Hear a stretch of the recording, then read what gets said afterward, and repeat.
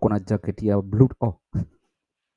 Hiyo ni ya YouTube. Mkenya Marekani, karibu sana Mtembee TV. Yes. Asante sana bro. Thank you so much for this honor. Yes, It's a the great last time honor and tulikuwa nayo hapa privilege. ni kitambo. Sana bana.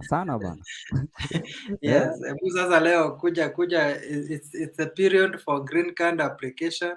Yes. Na nataka Wakenya wapate enough information about green card application. Yes. Kabisa. So take over, introduce yourself, everything, tuendelee.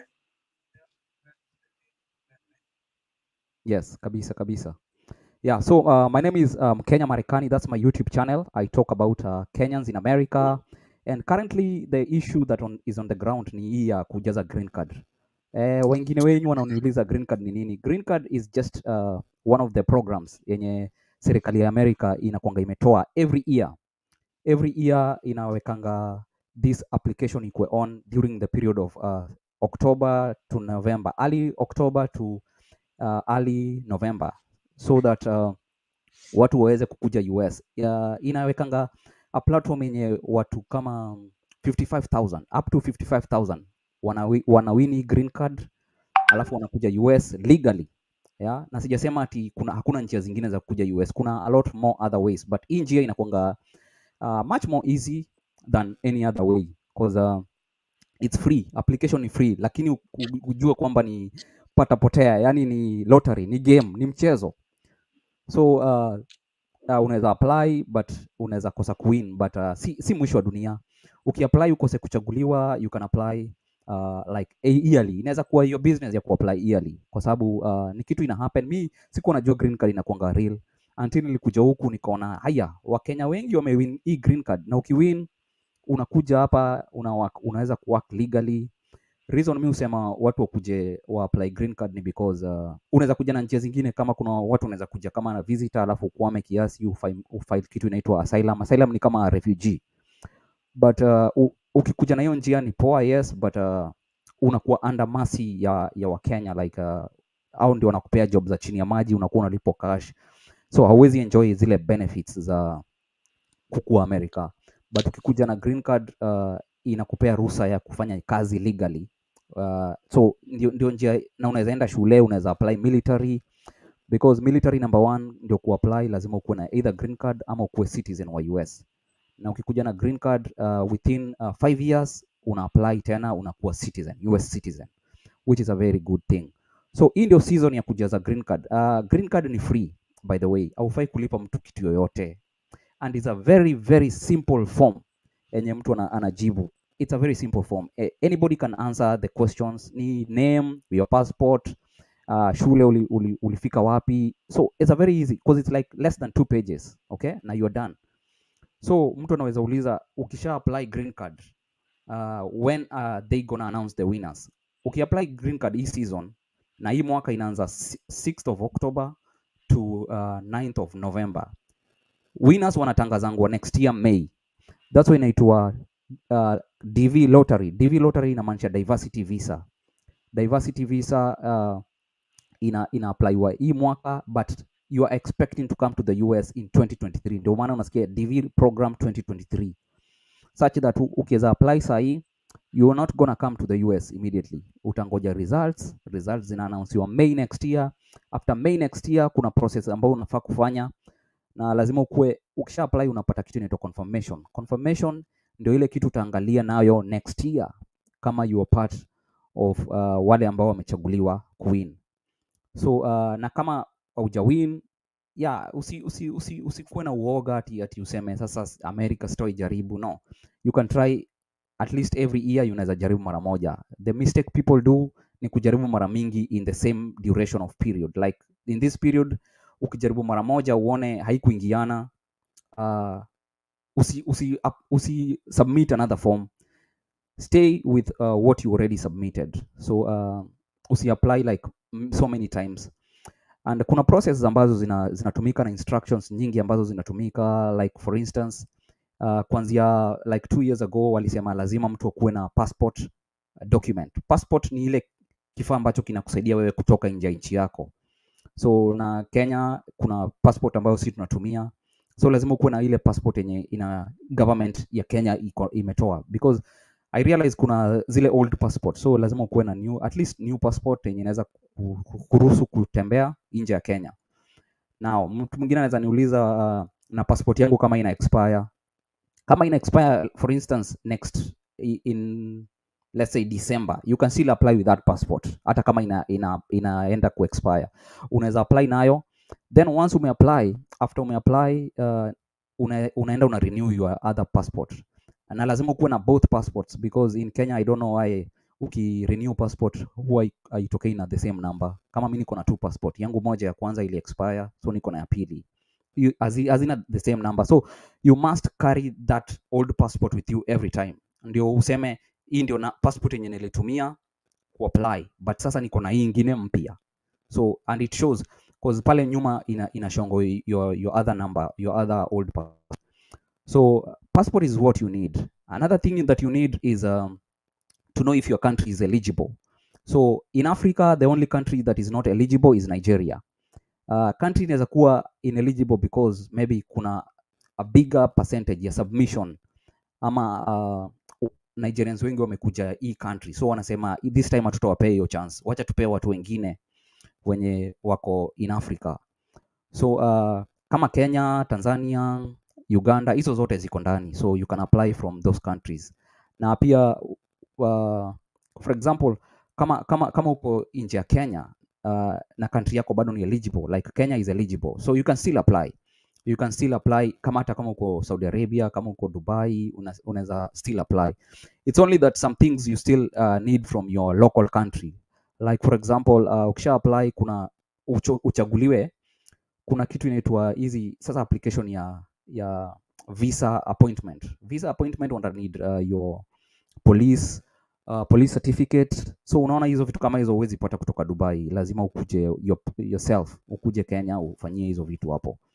Now kama uko US and maybe visitor, unaweza still apply, na ukiwa US si lazima uende Kenya, utafanyia hizo process zote huku. So basically anybody can apply for a green card. Bas usingoje mpaka last day. Unajua watu tunakuwa nayo mtindo ya kuongoja hadi last day. Don't wait until that last day.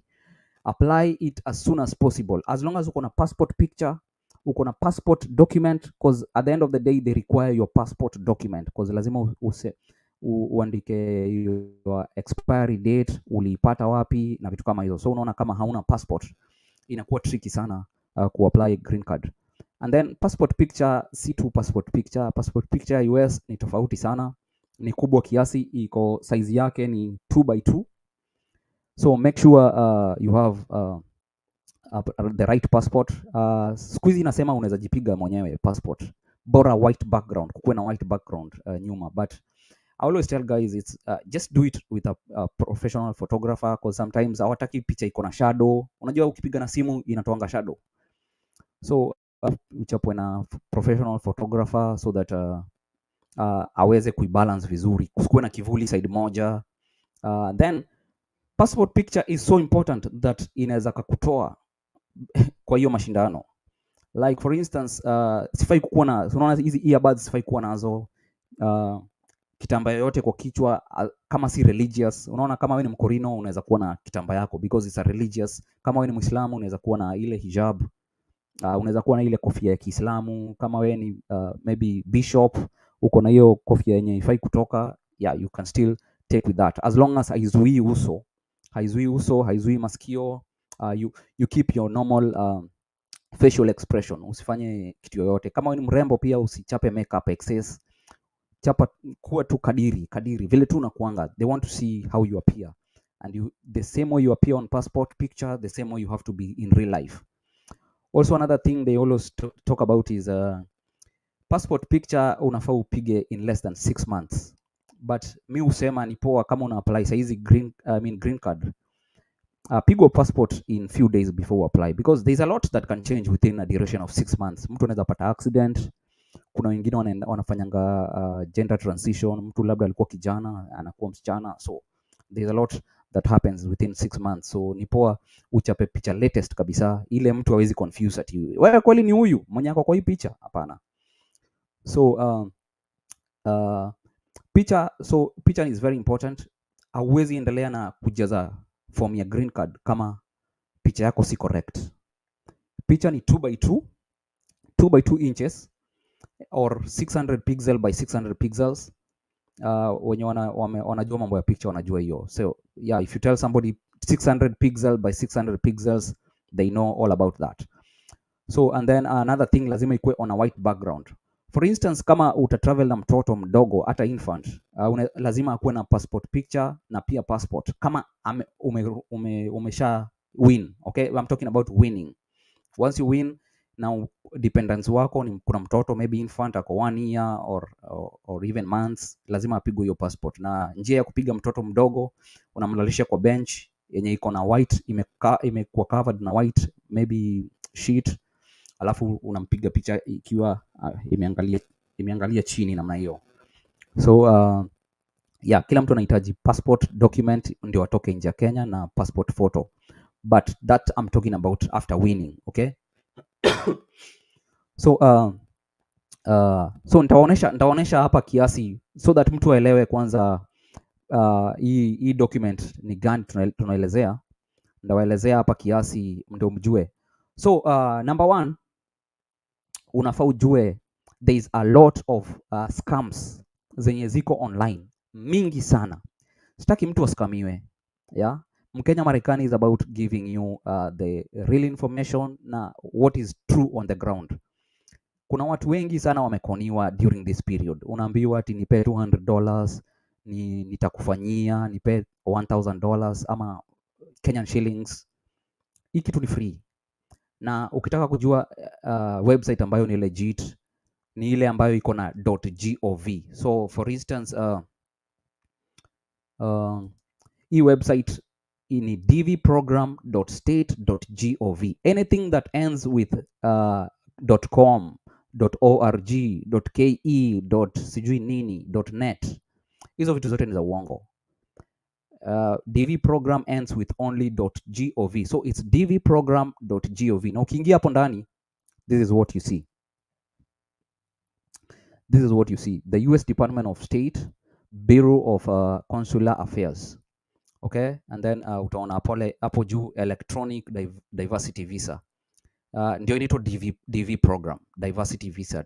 Diversity visa inamaanisha all over the world they pick until 55,000 people. So every year, na ujue ni millions who wana apply because you see it's all over the world. Now mtu anaweza niuliza how do they pick the winners? Ni machine inachagua hizi vitu zote, by the way, si watu, because you cannot hauwezi shuffle makaratasi za watu 30 million. Unajua hiyo ni kazi mob sana. So it's a machine that does this job. So ukimispell, you have to make sure that kuna mtu amekucross checkia hii application, kuna mtu ameangalia kama umeandika L ama badala ya R. Lazima ucheck hizo small details because machine haijui ukiandika L ulikuwa unamaanisha R. Unaona? So I know we are affected by how we've grown, our dialect ina affect vile si uongea. So there's a lot of instructions here. Hii DV 2023 instructions. Hapa lazima uende usome. Lakini ukiangalia kwa Mkenya Marekani TV, please go and subscribe. Nimeongelelea about everything that you need to know from the DV 2023 instructions. There's a lot of instructions here. A lot of instructions here. Okay? Like who are eligible people to apply for DV lottery. Stuff like that. And then the common questions asked about the DV program. All are here. Na answers ziko hapa. Na nipo upate answers kutoka hapa because hii ni serikali imeandika. Si other uja Google. Hii ni serikali imeandika na serikali ndio kusema. So and then photo examples. Photo examples ni very important kuona so that you see ile picha ambayo unafaa upload. Otherwise uta-upload a wrong picture, your form will not be accepted. You will try to submit but your form cannot go if it doesn't have the acceptable picture. So make sure umeangalia photo examples ziko hapa. Na zote zinapatikana kwa ukiingia tu kwa dvprogram.state.gov, everything is there, by the way. Everything is there. Okay? Utaona pia countries, kama uko kwa country yenye ambayo haiko eligible, utaona countries zenye ziko eligible. utaona 15 instructions za how to apply and all that good stuff.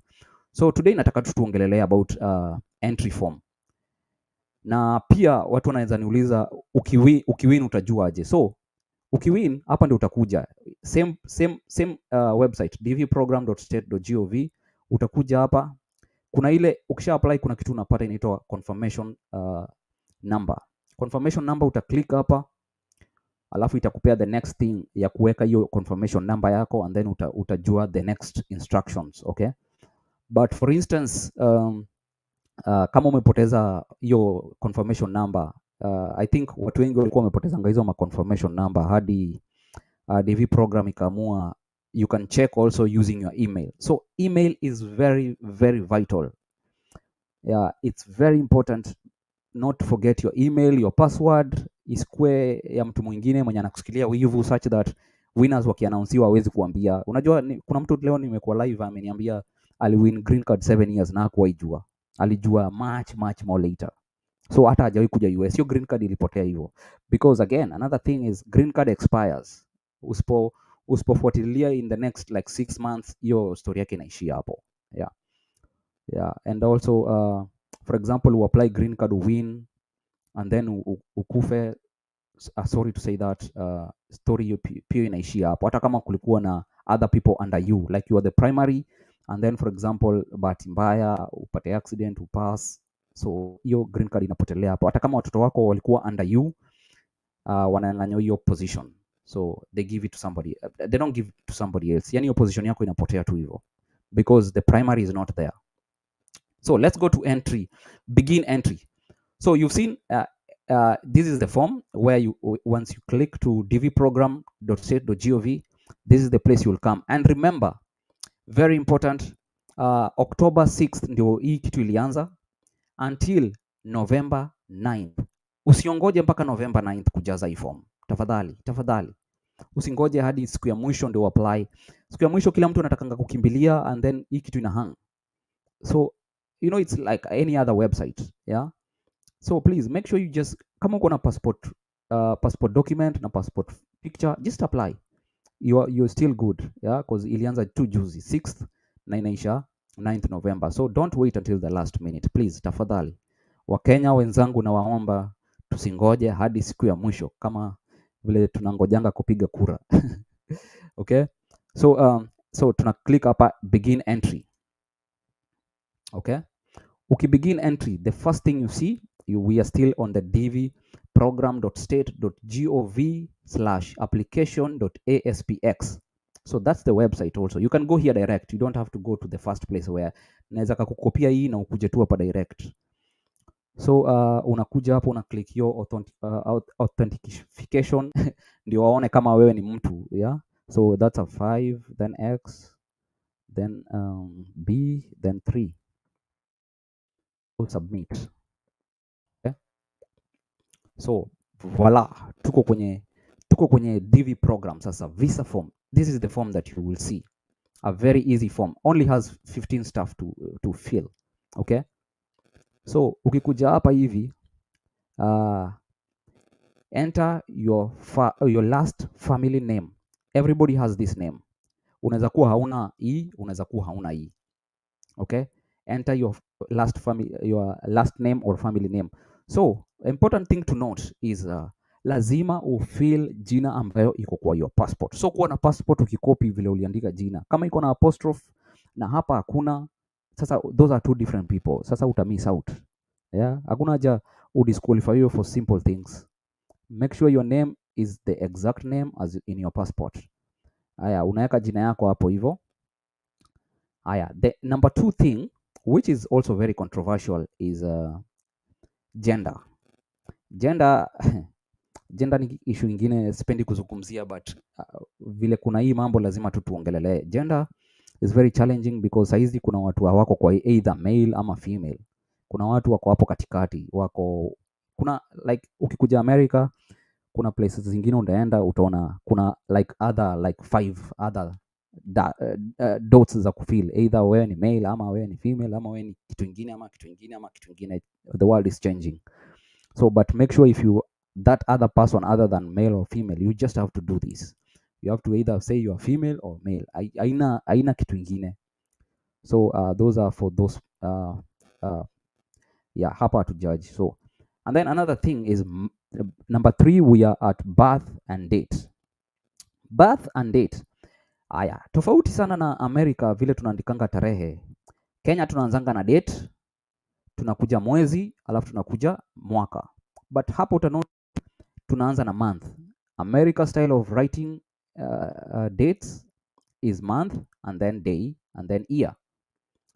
So for example ukiconfuse uanze na day, unaona sasa utaandika day tofauti, alafu sasa confuse, maybe ulizaliwa mwezi wa 9 tarehe 1, urudi uandike tarehe 1 mwezi wa 9 hapa. Unaona sasa umeconfuse, umeandika the wrong thing. Yeah, so make sure you follow that order. And then mwaka ni 4 digits. City where you're born. Na kama uko na maswali tafadhali uliza. Tafadhali uliza kama uko na maswali yoyote ambayo inahusu mambo ya green card. Kama nilivyosema, green card si ati sasa ukikuja America utapata kila kitu wanakupea. Kuna watu wanasemanga ati ukikuja America na green card utapatiwa gari, utapatiwa nyumba, utapatiwa sijui. No, that's a lie. America hiyo kitu ni free kujaza, but sasa ukishachaguliwa kuna mambo ambayo lazima ulipie mwenyewe. Kama hauwezi kuja America na haujafanyiwa health check. Na kuna ugonjwa ambazo hazikubaliki kukuja America kama tuberculosis. Now, tuberculosis is very tricky because sisi tulidungwa kila mtu BCG vaccine. Na BCG vaccine ile ambayo kila mtu alidungwa akiwa mtoto, sometimes huwa ina translate uko latent TB. Yeah? So what happens is ukishadungwa shindano ifure or something like that, you have to go to do a chest x-ray. Kama chest x-ray itaonyesha something else, utarudi tena ufanye kitu ambayo inaitwa sputum, kutoa kikohozi. Na kutoa kikohozi unaenda hapo hivyo, ni karibu na tu na Gigiri, ni Gigiri tu hapo karibu na embassy, hiyo hospitali iko hapo. Hiyo ndio the only hospital where you can do this test. Hauwezi enda Kenyatta, hauwezi enda anywhere else. So unapata for example sputum pia ikikataa, sasa chenye imebakia ni kufanya medication ya 6 months. Na hiyo 6 months ni very tricky because ukipata green card you only have like 6 months kutoka hiyo country. So unaona ukidelay kiasi visa yako your green card might expire because it's for a certain duration. Wanaenda na time, unaona. So make sure at least you do everything according to time, otherwise you might delay and then upate mwana si wako. Yeah, so it's not guaranteed that you will even come even if you win green card, because kuna vitu sometimes maybe una do ya kuenda hospitali kufanya hizo check. Hiyo do inakujanga maybe over 50,000 depending na process zenye utafanywa. So and then visa pia unajilipia mwenyewe, air ticket pia utajilipia. So but today we are just talking about the form. Hiyo ilikuwa by the way. So enter birth. Number 4 is city where you're born. Enter birthplace.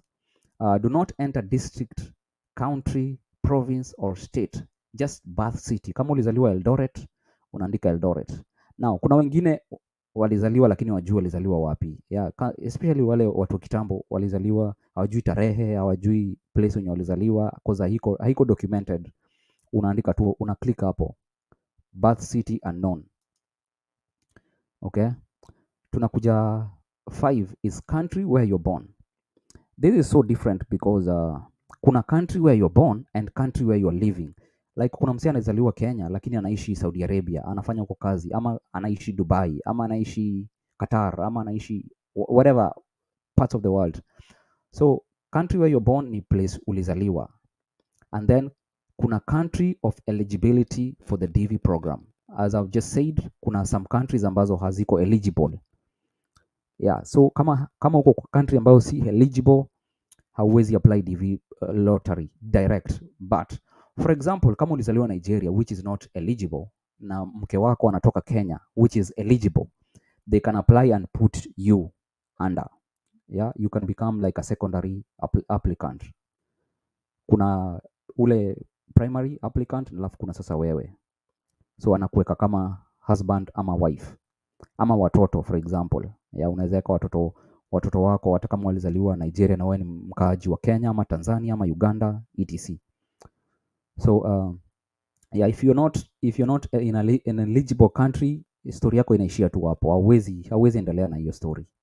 So why you need a passport is because section number 7 inahitaji uandike details za passport, na kama vile tulisema, your name must match with your name here. Ile jina ambayo iko kwa passport lazima imatch na jina yako, okay? So first name unaandika, kama una last name unaweka tu kwa kitu hapo, unaweka kwa kitu hapo. Mtu anaweza kuwa na jina moja, so if you have 3 names, well and good. Start with your family name, last name, then first name, baptismal name, ambayo si watu wa Afrika tunakuwa na baptismal name, and then middle name. Yeah, so it has to match your passport. So kama passport yako for example ilianza tofauti, lazima uanze hivyo. So applying for a green card, you must have your passport within reach so that you confirm. Usiandike kitu unafikiria, yeah, kitu unasoma kwa passport, because sometimes we don't remember how we wrote our names on passport. And then passport number, ni hiyo passport number inakuanga, you can see your passport number. Hata inakuanga imedungo ya Kenya, najuanga inakuanga imedungo hivi, but ukiangalia kwa ile page pale picha yako iko, you will see it on the top right, utaiona passport number hapo. Inaanzanga either na letter, inaanzanga na A ama B ama yeah. So inaanzanga na hiyo letter, alafu ni majina kadhaa hapo, numbers kama 8 hivi.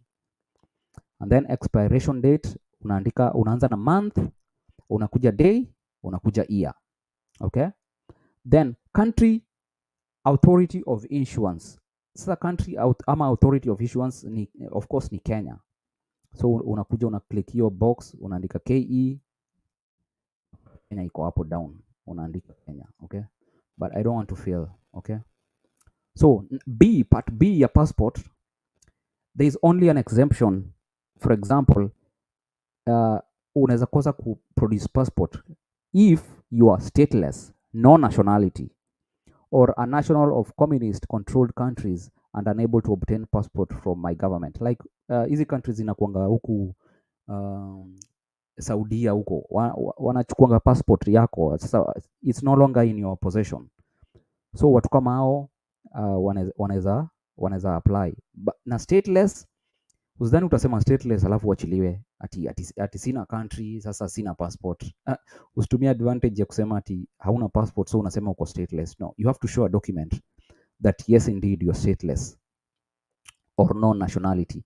For example, sana ukiwa refugee, maybe uko kwa different country, na maybe mlitoka huko mlifurushwa kwa sababu ya war or something like that, but you have to show us a paper, and hiyo inapatikananga kwa hizi NGOs.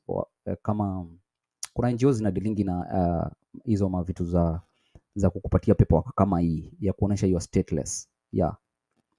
So the third thing is unable to obtain a passport and have received an individual waiver of the passport requirement by the Secretary of Homeland Security or Secretary of State. Yeah, so in other words, ukisema hauna passport, just be ready to submit a different form, yeah, to show that yes indeed you're stateless, or you're in a national of communist controlled country, or maybe you're unable to obtain a passport, okay? Haya, number 8 is entrant photograph. Sasa wewe ukiapply unaitwa entrant. Wewe kama una apply green card sahi unaitwa entrant. So entrant photograph. Entrant photograph is such an important thing that you can't even submit if your picture here is not right. Your picture must be right hapa hivi. Na uta choose picture. So kama ulipigwa na photographer maybe kwa studio, atakutumia kwa email, then you download to your phone ama laptop, then ukikuja hapa choose, una click choose, and then itakuletea option ya kuchagua hiyo picha, okay? Na kuna link to a photo instructions, because picture is very important. Lazima ikue 2x2 600 pixels by 600 pixels, and then aufai kukua don't overdress also. Unajua sisi tunadhaningi by the America is so relaxed, like hata kwenda interview ufai kuvaa suti, unaweza vaa t-shirt, unaweza vaa hoodie, unaweza vaa kitu yoyote, hakuna kuvaa suti. Watu wanavanga huku wakienda tu hizi big concerts ama dinner, special dinners. But suti hata kwa kanisa hakuna mtu anavanga suti. Ukikuja huko America uende kwa Kenyan church, I mean kwa American church na umevaa suti utafeel uko so odd. So unavaa t-shirt, hata pastor huko anakujanga amepreach anavaa tu ka t-shirt na jeans tosha. Hakuna kuvaa masuti, tie. Same thing na kwenda kwa embassy interview. Don't overdress. Kama wewe ni mrembo pia usivae makeup ile nyingi sana ukipigwa picha na ukienda embassy kutafuta visa. Yeah. So don't overdo it. Just be simple. Unaweza kuja hapa uone photo examples, utaona yeah. So remember all this is digital. Yeah. Wataki ile picture. Okay, ulipigwa picha yes, but lazima ikuwe digital like on your email una upload ama on a cloud, so you upload here directly. Yeah, there's a lot to I've done a full video of picture, photograph requirements.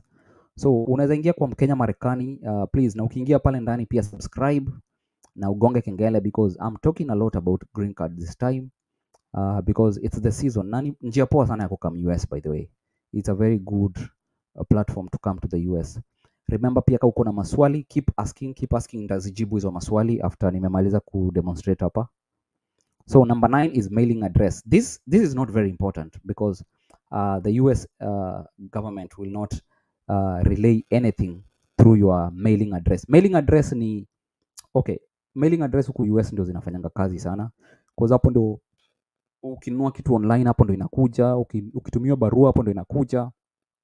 But here they will communicate everything online. Hiyo confirmation number ndio itakuonesha kila kitu na what is the next direction.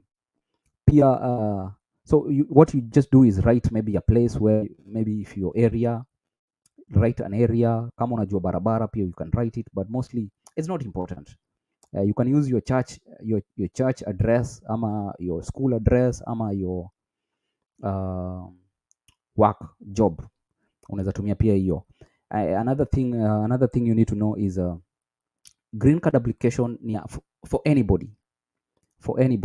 Some of the two requirement, kuna a lot of requirements by the way, kama country yako iko eligible, kama uko na the right passport document ya kutravel, kama uko na for instance let me try to see that if I'll talk about those requirements later. Let me just finish about this.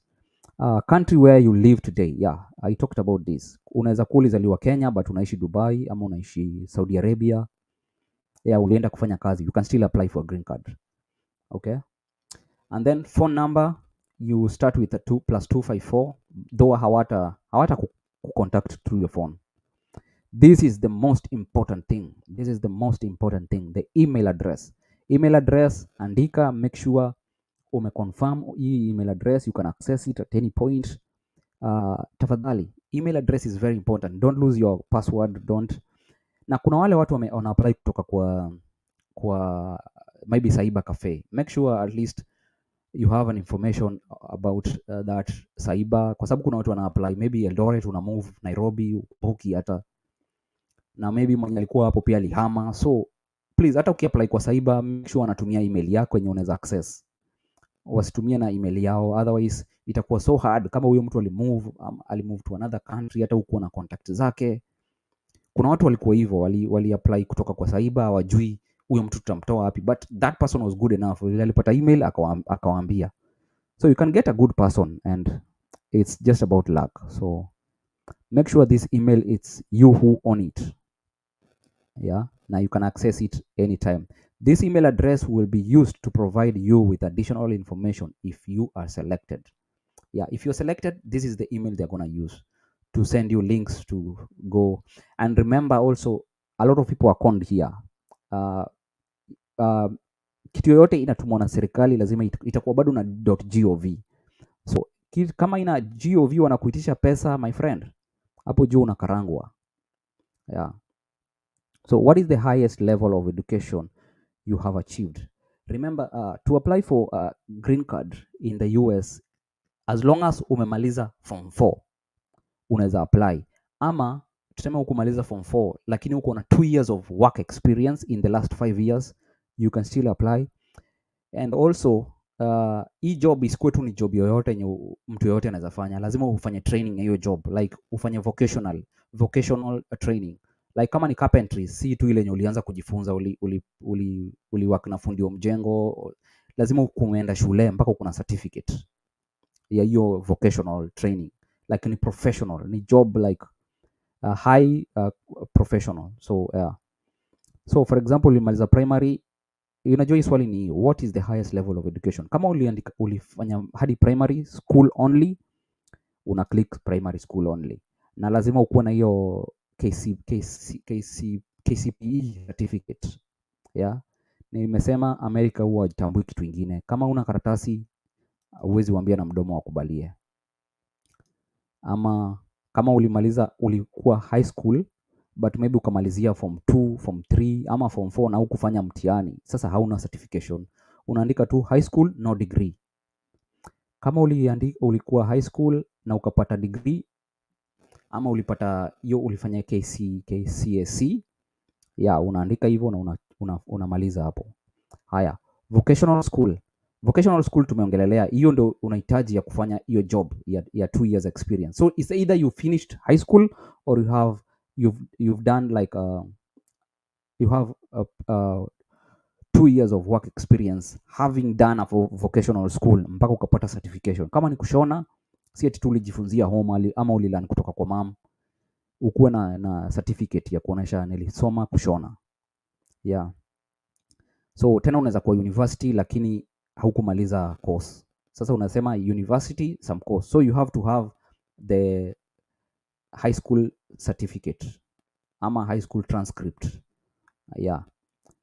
Okay, and then a university degree. Kama unasema ulimaliza university degree, lazima ukuwe na hizo transcript, lazima ukuwe na hiyo certificate ya serikali kusema ulimaliza, or some graduate level. So there are always 2 options, either some graduate level courses or master's degree. So or either some doctorate level courses ama doctorate degree, because unaweza anza doctorate degree, then by the time una apply green card maybe haujamaliza hiyo doctorate, so utasema some doctorate level courses. Okay, because you don't have the paperwork. Okay, so na kitu nimeongelea ni you must have a minimum of high school diploma reflecting the completion of a full course of study, or into brackets vocational school or equivalency degrees are not acceptable. Okay, so wanataka kuoneshana, unajua America tunaendanga hadi year 12, so wanataka kuonesha ulifanya kama ni other countries like Kenya ulifanya 1 to class 8, that's 8 years, then from 1 to form 4, which is equal to 12 years. They want to see that, and you have to show paperwork, or be a skilled worker in an occupation that requires at least 2 years of training or experience to qualify. Yeah. So yeah, and then you can, if you click this, you will see more information about the occupation and what you need. Pia nimefanya hii video into more details on my YouTube channel. Hata in fact nilitoa leo, so you can go and watch that. Number 14, we are about to conclude this. Number 14 ni what is your current marital status? Okay, this is very important because sometimes tunakuanga ile kamwe stay inamaanisha hauna karatasi. So kama umekaa na mtu for few years, lazima muende pale kwa DC. Hiyo kitu ni less than I think 1200 shillings. So make sure you have that paper, otherwise itakuwa very challenging for you to actually demonstrate that that's your wife bila karatasi. Hata kama mmeishi naye miaka 32, hata kama umemaliza rorashio kama una karatasi, you're single. Okay, so make sure you have that paper. So it's either you are unmarried or you are married and my spouse is not a US citizen or a US lawful permanent resident. Ukipata green card, by the way, unakuanga permanent resident. So you only have 5 years to live in the US, and then you can apply for your US citizenship. Okay? Yeah. So ukishinda green card, utakuja hapa, utapewa green card, inakuanga 10 years. You can live and go out of the US in until 10 years. Then but your 10 years haitaisha, because at 5 years already you are qualified to apply for US citizenship. So married and my spouse is a US citizen. Sasa hii inakuanga pia challenge because sometimes wanatakanga kama umeoa mzungu ama Muamerika, you have a different thing to apply altogether. Hiyo inaitwa spousal visa. So mostly hii wanapendanga ukiapply spousal visa, si green card hii lottery. But anyway, anybody can still apply. That's just how it is. Or divorced. Pia kama uko divorced, lazima ushow paperwork that you are divorced. So court government document showing that you are actually divorced. Ukisema kitu yoyote, hata widowed, lazima uoneshe death certificate, legally separated. So unaona hata unakuandikia legally separated. If you are legally separated, onesha document ya kuonesha uko separated ya ukweli. Yeah, legal separation is an arrangement when a couple remains married but live apart following a court order. So you have to show this court order that you are separate actually. Yeah, if you and your spouse are legally separated, your spouse will not be eligible to immigrate with you through the diversity visa program. Yeah. So kama for example mko separated na ni legally, hauwezi travel na wife, hata huwezi mweka as your secondary applicant. Okay? If you are not legally separated by court order, you must include your spouse even if you plan to be divorced before you apply for diversity visa. Yeah. So yeah, that's why nasema paperwork ni kitu ya maana, because kama una hiyo paperwork then it means you're still together. Yeah, if your spouse is a US citizen or lawful permanent resident, do not list him or her in your entry. Yes. Yeah, so don't list any. If your spouse maybe ako US, hata anaweza kuwa Mkenya na ni citizen, usimlist because that will decrease your chances, because wewe kama umeoa America, there is another route for you to take. Si route ya green card, kuna route ingine unaweza chukua ya spousal visa, which eventually will make you a US citizen eventually. Yeah. So kama uko na watoto, number of children, unaandika hapo number of children. Yeah, kama hauna unaandika tu 0. Yeah. Okay. So then continue. Basically hii form imeishia hapo. Ukicontinue itakuonyesha sasa everything to confirm everything that you filled. Basically hiyo form imeishia hapo. Itakuonyesha sasa uoneshe so you see it's a very simple thing. Hakuna kitu inaweza kukutatanisha hapa. A very simple form. So ukishamaliza hapo, you continue, itakuonyesha sasa everything like what you filled. Kama there is something that is incorrect, for example your picture is incorrect, itakuwa red. Haitaendelea next. For example, if you missed if your country was ineligible, itakuwa red pia, au you cannot continue. So phone number lazima ianze na +254. Email is not matching. Hizi email mbili lazima zimatch. Maybe ulimisspell ya kwanza, itakuonyesha red. So then we are done with that. So any question regarding this form, please? Let me see now. I was not able to see the screen, so let me go back to screen now. Yeah, nawasalimia nyote my brothers. Thank you so much. Yeah. Hizi vitu mtu huwa ana apply aje? I've just shown you how to apply.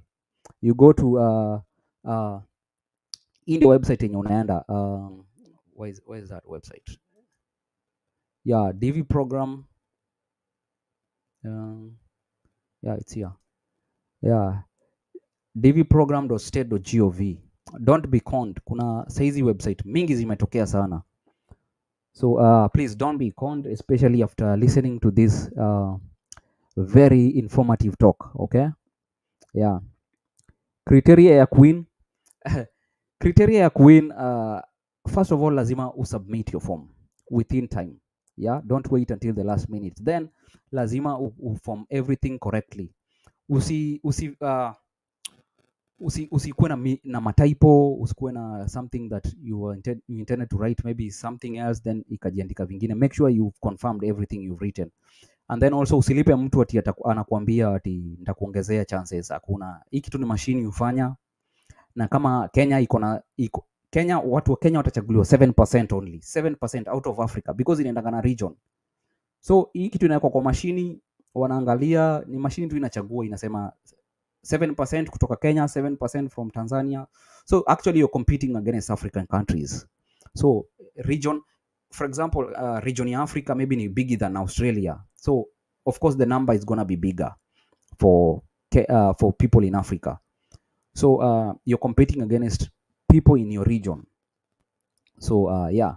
Yeah, ati kuna shida winners wanalia sana since 2019 Wakenya wengi hawaendi interview. Yeah, kuna shida because number one, issue ni COVID. COVID imeaffect kila kitu US.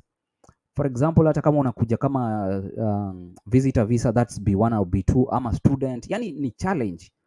Unapata hakuna dates available mpaka 2023, zingine mpaka 2024. So yes, uta apply, but kama wewe umewin, as long as si fault yako, ni wao wamedelay, bado uko ndani. Yeah, so hata inaweza take 5 years or whatever, but as long as si fault yako, bado uko ndani, okay? Aki, najaribu kutumia photo check to check the accuracy of my photo, but ya mtoi wangu inanishow always below 56%. Nimekwama hapo. Mkenya nisaidie. One thing naweza kukuuliza ni ulipigwa na ulijipiga ama ulipigwa na professional photographer? Cause professional photographer atakwambia vile mtoi maybe alijikunja, maybe mtoi sometimes ni kazi kuchukua mtoi. When I came to America, my child was months, so we had to take a professional picture. Ilichukua time.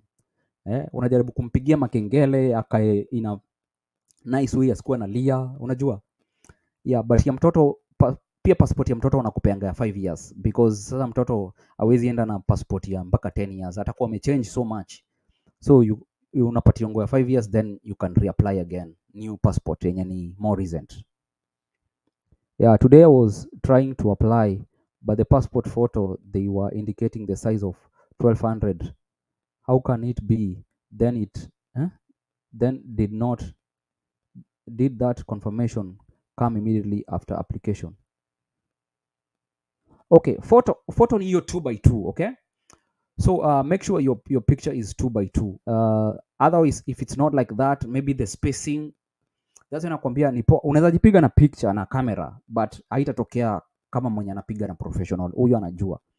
So make sure umepigwa na at least na professional photographer ndio wasaidie. Help me, I have tried many times. My WhatsApp is okay. One thing I will tell you, hata nikikuapply kutoka huku, si ati na increase your chances. They will check from your country of eligibility. Kama wewe ni wa Kenya, hata kama nimeapply huku, hata haitajulikana ni mimi nimekuapply, itajulikana wewe ni wa Kenya na wewe ndio uliapply huku kutoka huko. So it will not change it will not make a difference. Is the green card application open? Yes, from 6th October to 9th November. Don't wait until the last minute. Like right now, if you have a picture, you have your passport ready, just go ahead and do it. Don't wait until the last minute, please. Yeah, England kuna green card. England hakuna bro. Sorry. Hakuna green card any other country apart from the US. Na ni watu 55,000 people. But remember, there is millions of people who apply this thing. So you just have to apply on time. Nimeapply na old passport yangu ime-expire. Can I change and take the new one if successfully? By the way, kama umeapply na old, anza tu saizi process ya kutafutanga new, because ukiwin for example, lazima uoneshane hii ndio niliapply nayo, but hii ndio niko nayo currently, because hauwezi toka nje na passport yenye iko at least less than 6 months or ime-expire. That passport they cannot even stamp for you. So make sure it's a new passport. Send the link ya kuapply ndio maybe Mr. Mtembei anaweza ipost, ndio hiyo inaitwa DV program. Let's yeah, inaitwa dvprogram.state.gov. dvprogram.state.gov. Ukienda hapo utapata instruction za picha, utapata instruction za nani anaweza apply, utapata instructions za kila kitu. Yeah, so go to dvprogram.state.gov. Yeah, anything else is a scam. That one I'll tell you for a fact. Yeah, anything else is a fact. If you have 3 names plus surname as the fourth on the passport, which one should I use? Okay, Ati you have three names plus surnames as the fourth. We bro, passport yako iko na four names e. Sasa wewe, kwa sababu wacha nikuoneshe tena, wacha nikuoneshe hii. Unaona hapa iko na only three names, sasa haina four names. Unaona sasa, wewe utajaza your first name and second name, family name, first name and then middle name. Tosha hiyo ya nne. Hiyo nikiongeza na hakuna hata box yake, hata uwezi jaza hapa. Utajaza wapi? Yeah, so hiyo utajaza tu hizo three names. Unajua hao watu ni more specific. Yeah, it's only they go by the book, they don't bend the law to fit you. Si anaweza jaza hapo tu kwa mara nafaa kuandika jina moja, the second name, the nitangwaje first name, anaweza andika mbili, because sasa akiandika jina mbili na ziko acha zingine, si itakuwa shida wakati interview. Yeah, but sasa unajua huwezi kuwa na jina mbili za surname. Nasema akiandika surname, yeah, then hapo mbele kama ni Mike Gitonga Mumbi, kwa moja andike jina mbili. Yeah, that will work as well, that will work. Unajua sometimes hii story hata nikipiga hapa si mimi naamuaga. Because naona akiacha jina moja then aende na passport inasoma jina. It's true. Yeah, that's a different person. Itakuwa ni a different person. Yeah, true. Yeah, maybe apply hivyo vile. Maybe hiyo ni idea. Maybe on your second box ama your third box put two names. Kama zitatoshea. Sijajua ni how many letters wanakwanga wamepeana. Sometimes wanaweza kuwa wamepeana a restriction of a certain number of letters. Okay, unaweza ni help na link ya green card. Yeah, link ndio hiyo nimekuambia bro. Andika tu, inaitwa dvprogram.state.gov. dvprogram.state.gov. Yeah. Can someone apply if she is in the US as an international student? Yes, you can apply. The only time you cannot apply is when maybe kama umekam US na umeapply asylum already. Ukiapply asylum lazima ungoje go through na uta apply after one year. Ukishapata asylum, you are now official asylee. Yeah. Kuna agent. Hii green card mimi naambianga tu wasijifilie, because nimekuonyesha hapa everything is a very simple form. You don't have to pay anybody, because ukianza kulipa saizi watu, my friend, before ufike mambo za medical unalipa ma 60k, alafu ulipe embassy kama 30k zingine, alafu sasa ulipe ticket. Hey, unless uko na pesa nyingi. Yeah, Miriam Susan anasema I have to help me. Hey. Okay. How to apply? I've just explained how to apply. Na kama hujashika, ukiingia utakuja kwa hii video ama uende kwa my YouTube channel inaitwa Mkenya Marekani, you will see all the details. I've put dozens of videos there how to apply. Na kama if I am a karao hapa Kenya, can I make it? Ama haijalishi, bora uko na nini na certificate ya form 4, ama uko na hiyo 2 years of work experience ambayo ni kitu ulifanyia vocational training. Yeah. How do I get the form? Click dvprogram.state.gov, utaipata hapo. Na nimeshaelezea, iko tu na only 15 stuff to answer. 15 things peke yake, si vitu mob. So you must have a marriage certificate for you to apply if you're married. Yes, lazima ukuwe na unless hutaki kuweka bibi yako. Yeah. So lazima ukuwe na marriage certificate. Hao watu waelewi nchi nyingine, hata kama umemaliza kulipa mahari. Na kama niko na wife na watoto na sijaweka hawa na nikuwe na bahati nipate, nitafanyaje? Sasa kama haukukuwa umeweka watoto wako for example, itakuwa very tricky. Lazima that's why unaona imekuandikia hapo, are you married? Yes, una check yes. Uko na watoto, unaandika yes. Unaona? So kama later utasema ati uko na watoto na huku umewaweka kwa form, unaona sasa itakuwa challenge hapo. Yeah. Are the photo of your family members required? When you're feeling you don't have to I have to confirm that because ndaweka ndatry kuweka sijaweka any of for example niweke baba akona watoto kadhaa if they require their pictures. I think all they need is the information of names and all that. Yeah, but I'll have to confirm that further. Nini ukiapply kama una apply ya mzee lazima ukuwe na nini picha yake. Picha yake, yeah. Kama una apply mtoto lazima ukuwe na picha yake. Yeah. Everybody mwenye umesema uko naye, kama umesema uko na watoto 9 lazima Weka wote 9. utakuwa na Yeah. each and every part unaweka Yeah. mtoto na picha yake, date of birth, yeah, hivyo tu. Yeah. But hawataki passport, si lazima ukuwe na Si passport. lazima But ukuwe na after passport. umewin sasa mpaka uende Passport only ni a primary applicant. Yeah. Yeah.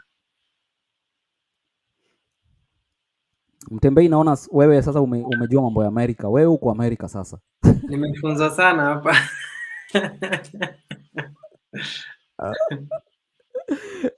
Wewe ni kama uko Amerika kabisa. Yeah, I will try. Yeah, keep trying. Keep trying. As long as you have a good picture, a passport document, then you're good to go.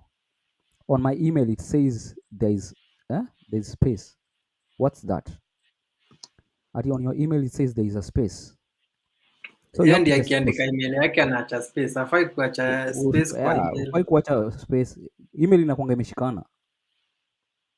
Don't place do a space bar whenever you're doing your email. It's one sentence.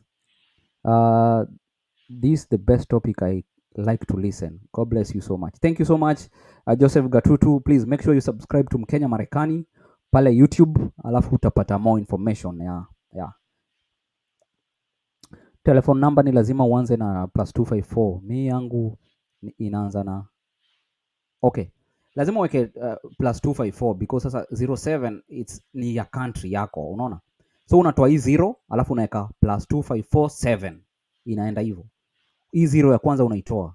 So unaandika +254725 alafu hizo namba zingine. 0 unatoa. Both the spouse and dependent passport a photo are they required? Yes, tumesema yes, they are all required. Is 605 times no, lazima ikuwe exactly 600 by because it's a square. So unaona hii 605 na 610 is not a square, imewachana kidogo, it's a square. Rudia website ni dvprogram.state.gov, dvprogram.state.gov. Does one have to have a passport before applying? Yes, lazima ukuwe na passport, lakini nimesema ujanja ni for example ka hii duration inaisha November 9th. For example ka passport yako ina expire December, you can still apply with it, then apply for a new passport. Lakini sasa lazima ubebe hizo passport zote mbili, kuonesha hii ndio niliapply nayo na hii ndio yangu mpya kuniwezesha kutravel. Otherwise an expired passport cannot allow you to travel. Even hata kama imebakisha miezi 5. Na by the way, passport yako kama imebakisha miezi 6, pale Nyayo House unaweza enda urenew. Hawezi kuuliza ati haijaisha because wanajua passport mtu anahitaji. Yeah. This is a good piece Mkenya. Asante sana. Moses Masese, please make sure you subscribe to our YouTube channel. How can I get you through Facebook? Kindly like my page inaitwa Mkenya Marekani. Like my page inaitwa Mkenya Marekani, alafu tutaweza kuwasiliana. I'm 55 years. Can I apply? Yes, you can still apply. I think mwisho wa kuapply yani I think 70 or 80. I have to check that, but yeah, 55 you can apply. Can one use a temporary passport for applying DV? Unajua I think lazima ukuwe na ile original picture of a passport because hiyo sijui kama inatambulika outside Kenya. Temporary passport unaweza tumia but usitumie the first ones zenye zinaanza TP. Unajua inaanzanga na TP then number hapo, so unatoa TP unaweka hiyo namba ingine and then ukimaliza una apply for the real passport. Yeah. So wakati utaitoa ukijaza mandi DS260 una attach the temporary passport, unaambia ndio ulikuwa nayo by that time. Yeah. Lakini lazima uibebe, remember lazima uibebe. Yes, lazima ikuwe hapo. Yeah. What are some of the benefits ya green card? Okay. Benefit ya green card ni mingi. Ya kwanza ni unakuja huku legally, you can be able to work. Unajua sasa watu wenye wanakuja huku chini ya maji, unaweza work tu na Wakenya. Wakenya ndio watakuandika. Na akisema anakulipa $4, utalipa $4 per hour. Na yet like ile minimum wage hapa for example Washington pale niko ni $14. So unaona mtu akikulipa $4, utaona ni mob, yes, because at the end of the 24 hours itakuwa $100 ama $150. So but hautakuwa na benefits zingine, but ukikuja na green card you can join military, you can join you can just be like a normal American here. You can enjoy medical benefits, you can enjoy all this stuff, unaona. Lakini ukiandikwa chini ya maji, hiyo hautakuwa unaweza kupata hizo like benefits za kazi kufanya huku. Can someone apply mara mbili wife yake? Yeah. And nimesema ukienda kwa Mkenya Marekani, YouTube nimeweka hiyo video ya how to increase your chances. Kama mko watoto watano for example na wote wako above 21, uko na bibi na mko na form ya kuonesha wewe ni bibi yake, unaweza apply kila mtu different. Bibi yako ata apply kivyake, wewe apply kivyako, watoto apply kivyao, so that at least hapo unajua mko na watu wa 7 wenye mmoja anaweza win at least. Na akiwin it's good for you. Kama ni bwana amewin, ataweka bibi yake chini yake. So unaona. Kindly mtembei assist me kujua wale brokers wenye wako honest wanakuwa Nairobi pande gani? Brokers wa green card ama? Hata mimi nashangaa, sijaelewa hiyo swali. Unajua nimekuambia hapa, hata utumie broker my friend, si yeye anakusaidia. Utamlipa yes, but si yeye anakusaidia uwini kitu. In fact utakuwa umepoteza pesa yako tu bure. Yeah. So that's the website where you need to go, dvprogram.state.gov. Yeah, hata ukiklik tu dvprogram.state.gov itakuja. Yeah. You must have a passport to apply, ama unaweza apply ndio utafute? Hapana, lazima ukuwe na passport kama wewe ndio primary applicant. Na kama mimi ni widow na niko na watu wawili, first of all lazima uoneshe karatasi ya mzee alipass, hiyo ni hiyo certificate ya death, and then yeah you can apply as long as uko nayo, but utaitishwa hapa saa hizi, utaitishwa siku yenye una apply DS 260. So hiyo itakam later. Benvilin Suzy anasema passport lazima kwa applicant. Yes, passport ni lazima. Where is the link since most keep redirecting? Yeah, link tumeiweka hapo. Yeah, dvprogram.state.gov. Yeah, ukiingia hapo unapata everything. How can I get those true to apply kwa cyber? By the way, let me tell you for a fact, kama una apply kwa cyber, the only pesa yenye utalipa ni hiyo ya time yenye umetumia kwa cyber, unaona, because hata cyber si ati akikuapplyia ati sasa uko na chances za kuwin. Ni ina matter kama umeapply the right thing, umeweka the details zenye usha cross check, yeah, uko na passport yenye iko inafaa, passport picture ambayo inafaa, uko pia na passport ambayo haija expire, yeah. So yeah, those are the things that will make you win. Si nani anakuapplyia hiyo, hata si swali, si nani anakuapplyia. Yeah.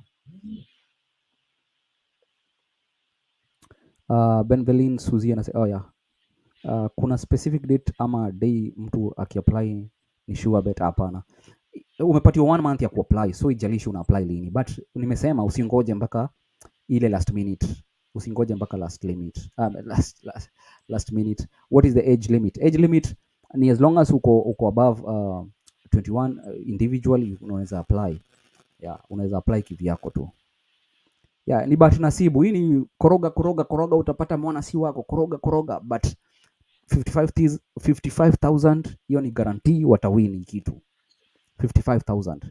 So kama Kenya wamewekea 7% ya ile namba iko Afrika, 7% watakuwa wametoka Kenya. Yeah, marriage certificate ni a must ukiapply, ama utaweza tafuta after getting. Yeah, hizo vitu kama marriage certificate na nini hizo unaweza apply. Unaweza kama huna, unaweza tafuta zinahitajikanga mostly ukienda interview, cause lazima uoneshe ya huu ni bibi yangu, ndio hii karatasi niko nayo hapa yeah. Na kama niliapply na sijaweka my wife na watoto na nika nikafanikiwa kupata, itakuwa aje? Hapo itakuwa tricky, na nimejibu hii swali by the way.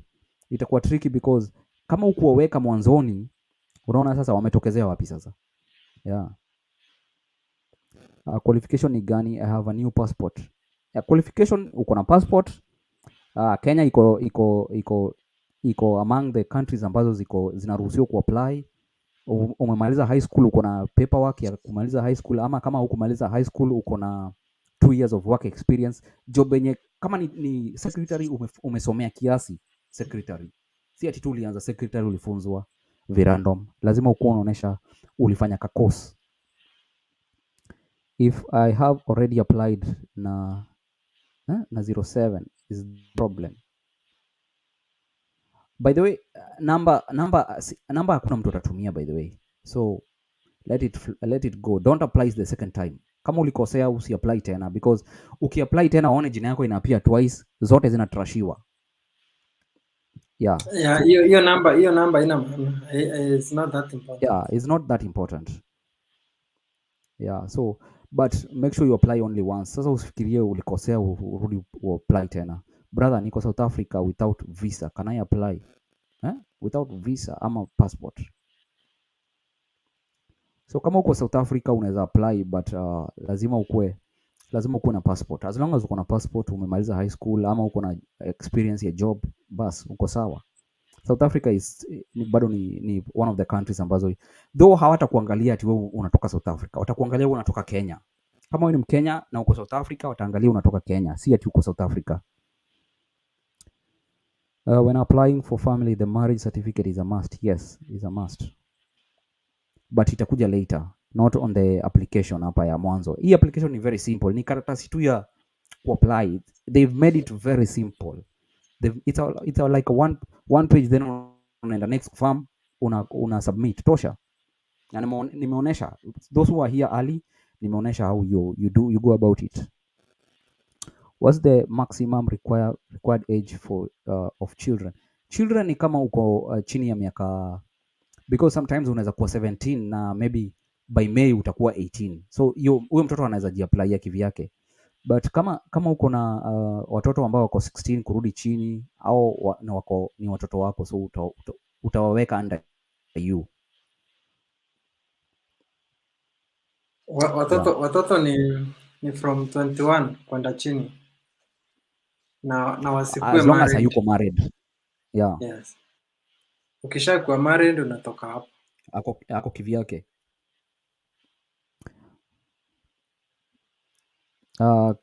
Kazi ni gani huko kwa wanaume? Kazi ni mob sana, yani kuna kazi nyingi sana. America is the land of opportunities. By the way, what happens, kutafuta job huku ni rahisi sana. Kuna portfolio una create online, like kama kuna job, kuna engines nyingi za kutafuta job. Kuna kitu inaitwa indeed.com. Unaenda hapo Indeed, una create your profile, unaweka mpaka, yani kama resume ni CV. Unaweka resume yako, ulisomea wapi, umefanya kazi wapi, unataka experience maybe ya 5 years, unaweka hapo, then una apply. Ukiona job inakufurahisha una apply. Sasa hata utakuwa unatuma ati CV, utumi CV ati kwa kampuni fulani, huku watu waendangi kutuma CV. Una apply tu online, wakifurahishwa na wewe wanakuita kuja kufanya interview. Hivyo watakufanyia interview kwanza kwa simu, and then wanakuita. Na job ni mob, kuna depending unataka nini. Jobs ziko so many jobs here. Yeah, I disagree with the saying you can use TP on DV website. Check on page 10 clause. Yeah, it clearly says international traveling document. Yeah, I thought so. Yeah, najua tu ni passport peke yake. You can only use a passport. Yeah. Anaitwaje huyu EBM scholars ndiye alikuwa anaelezea about temporary passport. Na sasa kama imeandikwa international travel document, then I don't think kama temporary passport. Yeah, cause hiyo inakuruhusu kwenda mahali kama Tanzania, Uganda hivyo. Haikuruhusu kutoka nje ya Kenya. Hata Dubai peke yake huwezi enda nayo. unahitaji ile passport kitabu. Yeah, if you're a police officer you can apply, but once umeapply lazima sasa uresign kama police, because unatoka ukikubaliwa unatoka nje ya country. If I have win if I have wind is it 100% I will come to the US, or there is another trials. Mostly yes, ukiwin utakam, but sasa ina depend na wewe Paul, ukose kupita medicals. Unaona kuna vitu pia ukose kupita medicals, ama maybe uko na criminal records. Unaona, cause utahitaji certificate kutoka kwa polisi. Ukiwa na criminal record, for example maybe ulienda nchi fulani ukafanya makosa ya traveling, vitu kama hizo zita count. So yeah, hizo ndo vitu zinaweza fanya usikuje, but other than that, if your record is clean, it's guaranteed you will come. Yeah. What of if you want to apply and your passport is expired? Sasa hiyo kama passport yako ime-expire hauwezi apply, but kama imebakisha siku kadhaa nini, you can apply then renew. Huyu apply for renewal tu. Yeah, we apply for renewal. Na tena nataka kuongelea mambo ya passport. Ukiona passport yako inaenda ku-expire, like imebakisha tuseme 5 months, anza ku-renew. Usingoje mpaka i-expire kabisa, because you never know when these opportunities come. Kama unafikirianga kukuja majuu, lazima passport yako ikuwe chonjo, because hiyo ndio jembe ya kukutoa Kenya. Sasa na ukienda pale Nyayo, hata watakuuliza wakiona iko 5 months, wanakurenewia. Watakuuliza ati mbona una renew na ija expire. Wangojangi expire kabisa. You can renew few months before you expire kabisa, because they know there's gonna maybe an opportunity can rise up. So kuwa na kitu yenye inaweza kuruhusu kutoka nje ya country. Unaweza eka passport ukiwa na dread. Yeah, unaweza. Hiyo hata waangaliagi. Bora dread zisikufunike macho or anything. Ukuwa umezishika tu nyuma, poa. Hizo vitu kama hizo za dread, hizo that's an issue. So unaweza enda America na mtoto ako below 5 years. Yeah, unaweza hata 1 year. Hata less than 1 year unaweza kuja. Kwa ndege kuna kitu yenye kwanza, in fact kutravel na mtoto mwenye ako less than 2 years is free. So kuna kitu unapewango kwa ndege, nimesahau jina yake. Unaweka tu mtoto hapo ndani, akai kwa kiti, anaekango kwa kitu fulani tu kamemtoshea kabisa. Yeah, ka box but kamehangiwa, screwiwa kwa wall. So kuna specific day mtu anaweza apply akapata. Period ni between 6th of October na 9th of November. Yeah, that's the period. I'll tell you, if you apply today or tomorrow, it's gonna be your luckiest day. Hapana. How is life there compared to having a job here? Kwanza, kitu ya kwanza, huwezi compare Kenya na US. Hiyo itakuwa sijui aje. Though home is always home, but huku vitu ziko so different. Yani it's a culture shock in itself. Unakuja huku unapata vitu ni tofauti, hata vile watu wanatembeanga in one line. Kama wanaenda hivi wako in one line, wakikuja hivi wako in one. Hakuna vile mtu anatembea ati hivi. Kama ukienda Nairobi Center unapata kila mtu anatembea taka. Hapana, watu wanatembea, kama unaenda juu uko side ya right, ukikuja hivi uko side ya right kurudi chini. Hakuna mtu ako katikati. So there's a lot of cultural difference, a lot. Na as in huko kuna vitu kama corruption, na kuna yani kila mtu ana follow rules. Like for example, siku ya COVID wakisema kuna watu waweke distance, wavae mask, hakuna polisi wa kukuangalia kama umevaa. Unafaa ujue tu unavaa. Yeah. Kama traffic rules, hakuna mtu anakuangalia ati kama unaruka light ama ni kuna of course kuna kamera, na hiyo ikikushika tu hivi inakutumia barua, unapata ticket. Na kama for example uko kwa school zone, unafaa uende at a certain speed, kuna makameras hapo. So everybody follows just yani hizo kufuata sheria. Yani huku ni usipofuata sheria huku, yani itakuwa ngumu sana kwako. Lakini ukikuja kwa unapata tu unafuata sheria bila kuulizwa na mtu, kwa sababu unaona hata kutema mate unaona unakaa vibaya sana, unakaa mshamba mwingine hapo. Hata vitu kama hizo huwezi fanya. Yeah, so you just toe the line because umekuja kwa atmosphere yenye watu wako changed, so you just have to change. unapata hata watu si Wakristo, but ikifika ni stoplight wana stop, ikifika ni wamesema rule fulani ifai kufuatwa, ijalishi kawa ni Mkristo ama ni nini. So na mimi nasemanga hopefully tutafika hapo one day like kama ni job haufai kujua mtu ndio upate hiyo job. Kama umequalify you get it. Kama appointments, kama ni hospitali kuna appointments na hiyo ndio wanafuata. Ukiambiwa ni saa 4 ndio watakuchukua. Ukifika tu saa 4 hivi wanakupeleka ndani. Because ni kila kitu ni time. So you cannot compare Kenya na US. Yani hizi ni places, ni two different worlds. But home is always home, as we say. Those asking for brokers, why waste your cash? Yes, I've just said this. You're wasting your cash. Hii kitu nimeonyesha hapa ni one page. Unajaza jina, passport number, your school qualification, na ni to those tu unajibu tu, una click, si ati unaandika. So don't waste your money. Iko fee na kuanga how much? Kujaza ni free, but sasa ukishashinda sasa ndio kuna hizo fees za kama health, kuna different fees za kama visa yenyewe, hiyo interview utalipia, alafu kuna air ticket, alafu lazima utafute pia host huku America mwenye atakuhost. Yeah, if you don't have any experience na education level ni class 8 naweza do.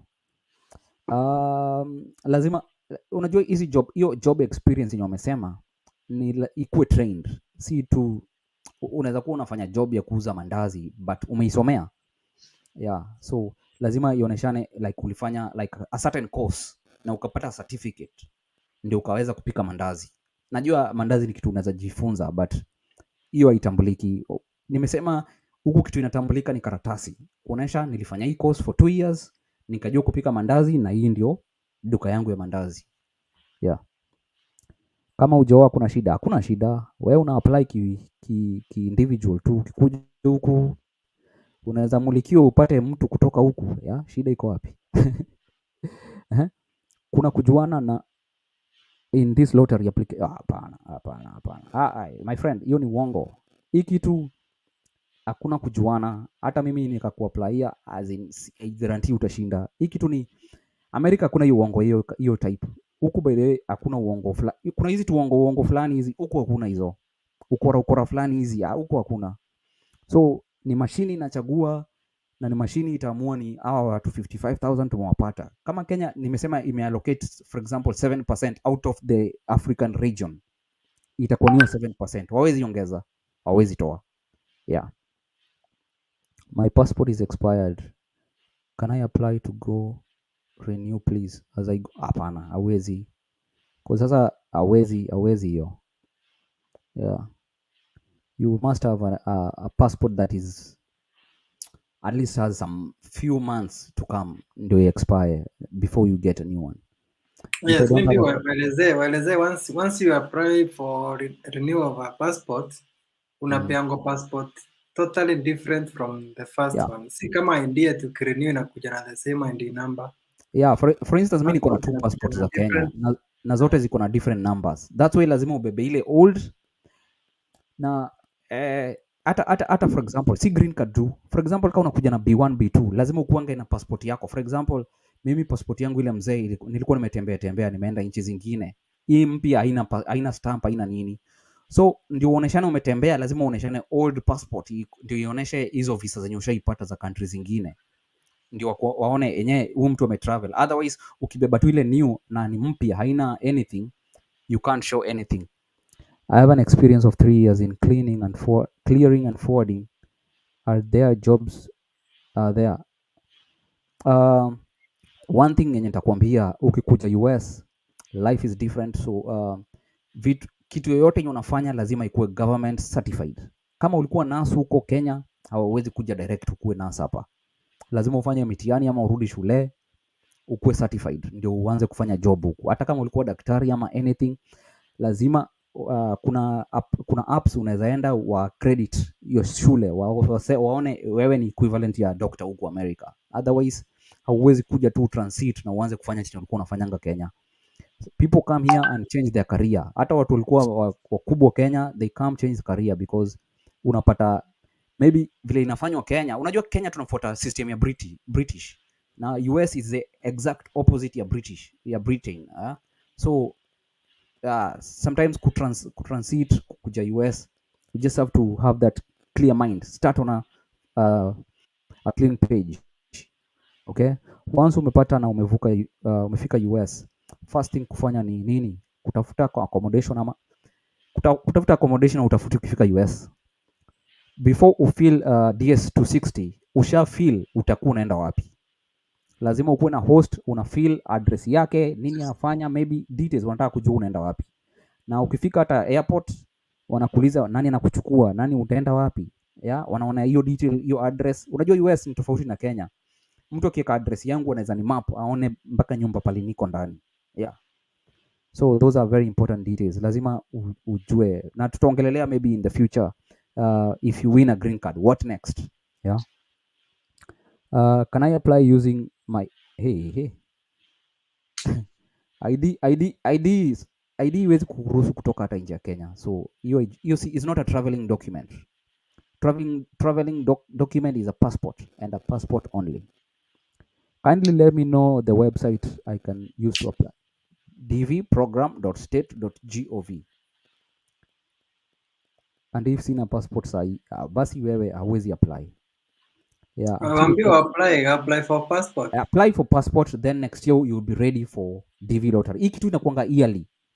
Leo ikipita imepita. Next year same time, October, beginning of October to beginning of November. That's the period. Thanks, I didn't know that. Applying for a passport, how long does it take? Sasa hiyo inategemea na Kenya, mimi siwezi jua. But Kenya kwa sababu ya machorochoro, passport hata unaweza pata na one day. Hata 2 Kama uko na days. pesa. Yeah. Hata 2 days bora wako na pesa passport. Bora uko na pesa, passport Kenya ni ile. Huku ndio hakuna hizo ukora. Huku but kitu kama passport is very easy. You just do it online. Hata uendi kwa ofisi yoyote. Everything is so easy here, like sasa ukiapply online, the best unaweza pata time ya kwenda kupigwa picha hapo Nyayo maybe January February. Unajua sasa hata hiyo ndio challenge. Wameka ati una apply passport online, lakini ati lazima uende upigwe picha. Sio picha ushaiweka online. Tena unaenda unapigwa ingine. Umeweka picha lakini ati mpaka wakupige yao. Ile ukora iko Kenya my friend. Na ujue sasa hiyo unajua umeenda na t-shirt maybe. Sasa maybe uko unataka kupigwa na t-shirt, unapigwa na t-shirt. Though in America it doesn't matter. America is the land of the free. So hizi official masuti zenye watu wanavaanga huku, kuna hizo story. Suti ni ya kwenda dinner, kwenda cruise, kwenda date, vitu kama hizo. Si ya kwenda kazi ama si ya hata wenye wanafanya kwa maofisi kubwa, they just wear a shirt tosha. Yeah. Please tell us the process of getting a host if someone has no relative in the US. Kuna watu wengi sana wanaweza kuhost. Huku wa Kenya ni wakarimu sana. Watu wengi wanaweza kuhost na huwezi kosa mtu. Huwezi kosa rafiki ya rafiki fulani ya mtu fulani wenyu mwenye yako tu huku samo ya ng'ambo. Yeah. So there's no way you will utakosa kupata mtu anaweza kuhost. I'm interior designer. Can I have a job? Visit my page. Can invest FB? So mimi naweza kukuambia first of all, kama wewe ni designer, hata usifikirie ati mambo ya kukuja US. There is a lot of platform, kama kuna moja inaitwa fiverr.com. Fiverr.com, you upload your profile, then haunidi hata kukuja US. Utakuwa unapata pale job at least yenye nakulipa $5 ama $5 and above. Unaweza lipwa hata $1,000, okay? Na hiyo ni kitu online, unaweka hiyo profile, then you start showing your work, say what you can do, create a portfolio, do a small description of what you do. So you don't need to come US to do designer jobs. So though if you're here you can still do designer jobs. So but online imefungua a lot of ways za kufanya job kama hizo. So please make sure you try, and then unaweza fungua YouTube channel uko una show your jobs, unajua, because you never know who is watching. If you have diploma, which category do you feel? So unajua huku US hakuna kitu kama diploma. So it's either you have high school, undergraduate ama yenye Kenya tunaita degree, ama masters ama doctorate. So kama uko diploma, maybe you can just write, since it's not a degree, you can just write few courses in the in the university, because diploma si kitu inajulikana huku. Acha andike high school. Yeah, yeah, because hata ukiandika tena few courses hauna hiyo certification. Yeah, so yeah, remember US is totally different. Vitu zenye Kenya tunafanyaga si the same na huku, yani ni totally different kabisa, yani it's night and day difference. Yeah. What will happen if you win and have a child who did not qualify due to age? Mtoto bora ni wako, hata kama ni amezaliwa ako na siku moja, bado ni mtoto. So watoto hawana age, as long as it's 21 and below na hajaoa, hata kama ni 0 years, bado unaweza muweka kama mtoto, so hiyo haijalishi. Is it a DV lottery 2022 or DV lottery 2023? Difference ni gani juu naona zinafanana? Okay, DV lottery 2022 ni wenye walisha win last year ndio watakuja sasa US 2022. DV lottery 2023 ni wenye wana apply saa hii watakuja US 2023, cause 2022 ndio utaanza hizo ma process, utajua kama umewin in May. Si ati ni kitu unakuja leo, kabla ujue umewin au waanze kucommunicate na wasi wenye wako Kentucky, and then ujue what next, ufanye medical kwanza ndio the challenging part, because haufai kukuja huku US na either TB, lazima utibiwe, ama kitu kama syphilis haufai kukuja nayo huku, haufai kukuja, maybe wataweka covid pia ni maybe wataiweka this time, but anyway kila mtu hufanywa hiyo vaccine check for covid. Alafu vitu zingine unaweza kuja nazo kama HIV, hiyo si issue huku, hiyo ni kama malaria tu yani. Yeah. So let me try. I have always had a dream of living in the US. Yeah, don't kill your dream.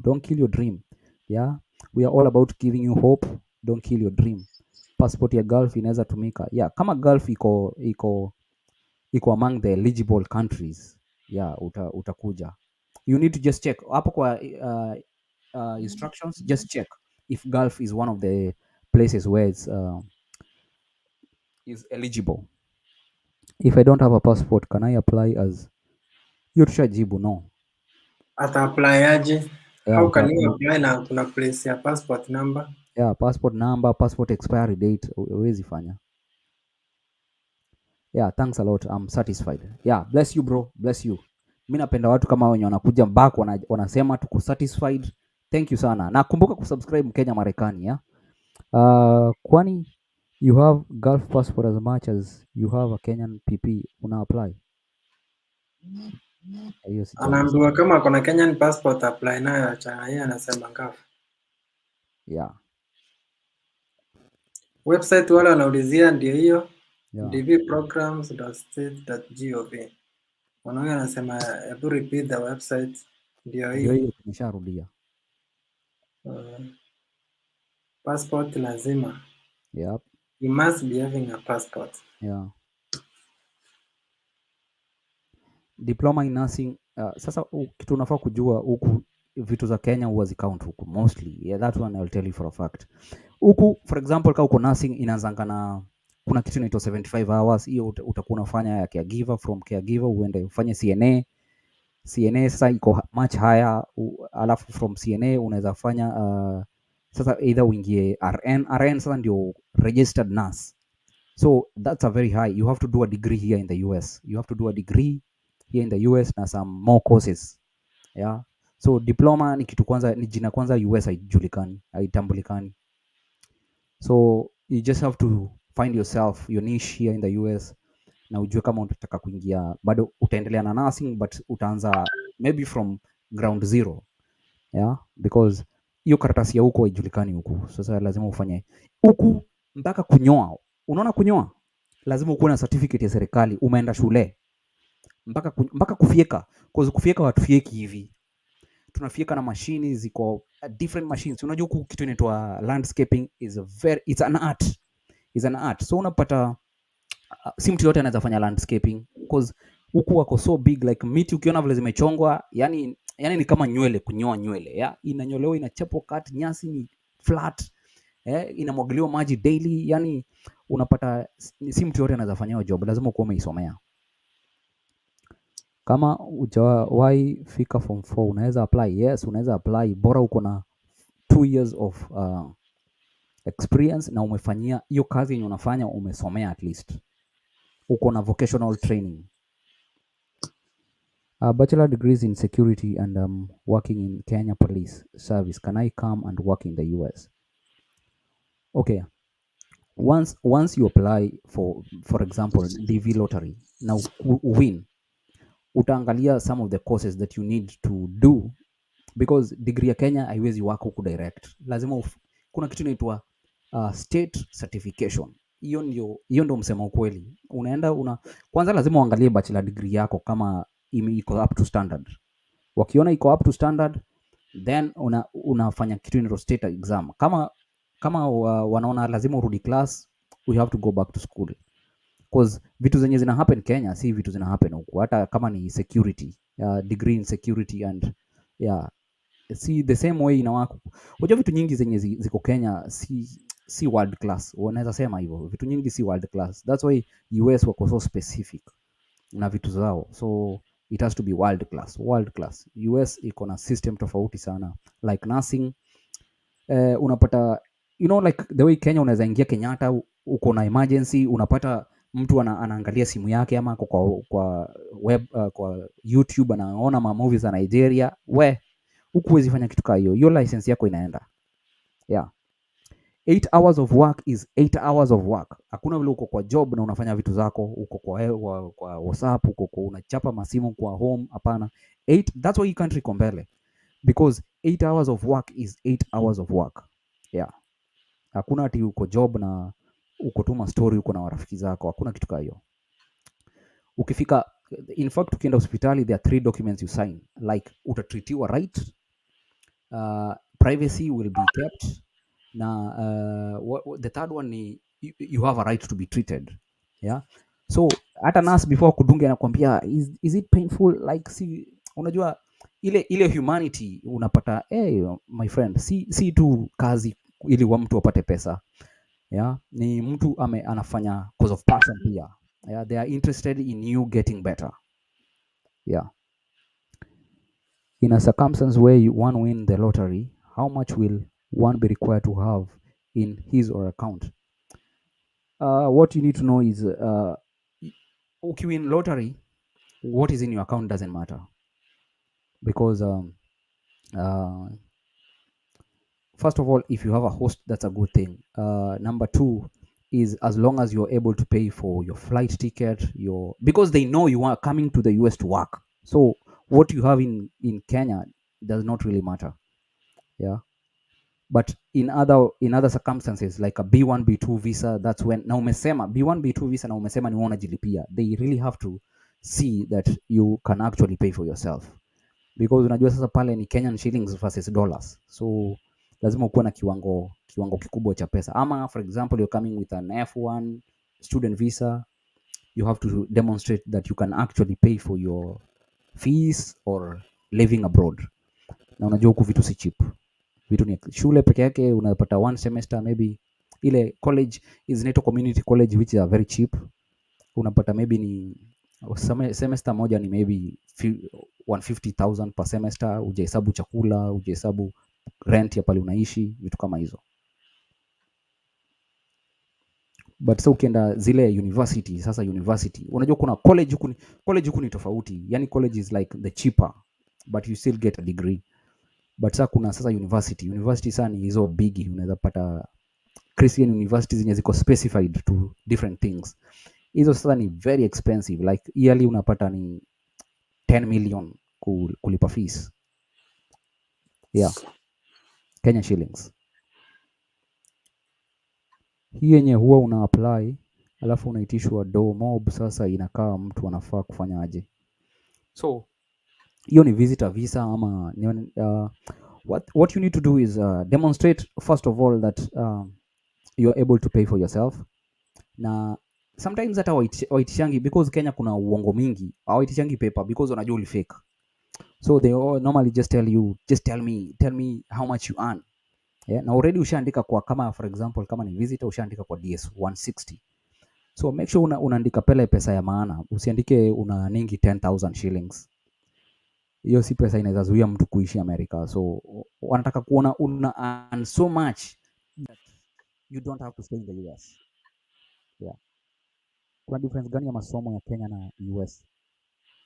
Kuna tofauti nyingi sana. Huku wanatumia system tofauti. Uh, so it's different. I'll tell you it's different. Huku wanafanya system tofauti. Yetu ni 844. Sasa hizi wana introduce kitu mpya. But anyway, it's different. It's different. This one you have to do it by yourself, as long as uko smartphone or smartphone, or either you visit a cyber and request to be assisted. Msikubali kukoniwa. Yes. Hii ni kitu unajibu, ni one page. Your name, passport number, everything you have. So you don't need to. I have a certificate in cyber security na nilitrainiwa na UNEP. Naweza pata green card. Green card is standard for everybody. You apply as any other person will do. Privately, I need to speak with you on some issues of green card. Yeah, you can like my page, Mkenya Marekani, on Facebook. I'm Faith Murunga. Can I apply after what happened to me in Saudi? Am I allowed to apply again? Oh, so she understand what happened to you in Saudi. So if come go Kenya, you can still apply again, because if you applied last year, that is now ukushinda, that's cancelled. So you can start again. Also share opportunities scholarship. Yeah, there's a lot of opportunities za kusoma na nini, but you have to be here. Yeah, but there's other opportunities, like kuna watu wana like if you're an athlete, yeah, kuna those opportunities. But today we are mostly talking about green card.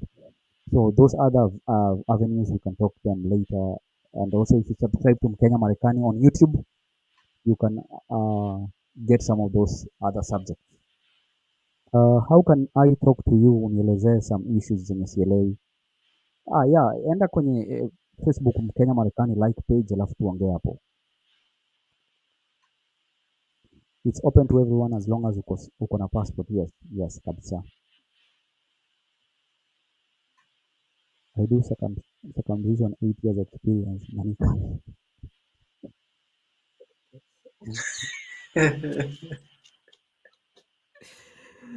Bro, sasa wacha nikuambie, wacha niambie huo msee kitu moja.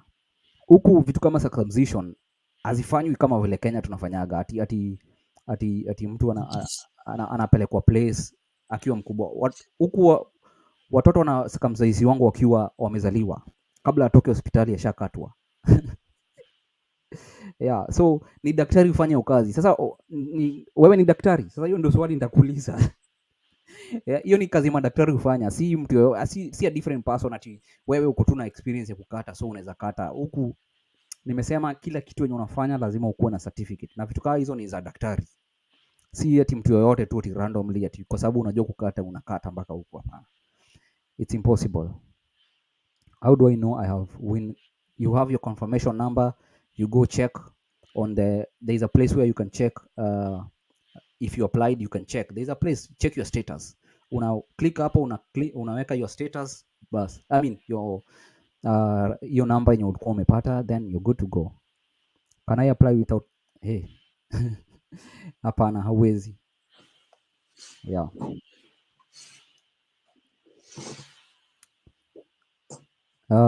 How do I know I have? So na watu wameanza rudia zile maswali tushamaliza.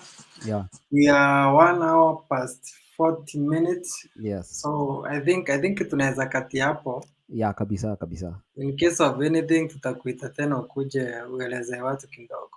Yeah, but hopefully wasi wamesaidika, because unaweza jibu huyo. I think huyo anauliza a different question, unaweza mjibu. Which state is the most favorable for? I think Paliniko inaitwa Seattle, Washington.